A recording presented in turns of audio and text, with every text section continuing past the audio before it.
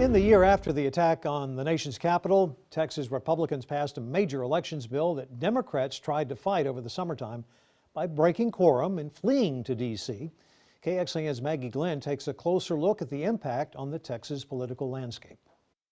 Going back by the places that were scarred and desecrated in the Capitol is something I hope I never go through again. Texas Democrats outline grim memories from the chaos at our nation's capital 1 year ago. Republicans condemn the violence, but say their Democratic colleagues are exaggerating. Their hysteria over January 6th and the narrative to overblow it, exaggerate it, and over-dramatize it as one of the worst events and an insurrection, it's absurd. The 2020 election and attack did set the stage for some Texas political moves in 2021. Republican lawmakers passed new voting regulations banning 24-hour and drive-through voting and adding more restrictions to vote by mail. Speaking out of both sides of their mouth in terms of how easy it is to vote in Texas, and how there isn't any fraud, but we still need to shore up the system and make sure that no one can commit fraud. The Texas governor also ordered the Secretary of State to audit the 2020 general election in 4 of Texas's largest counties. We could have done a very political audit like they did in Arizona or Wisconsin or Pennsylvania, but instead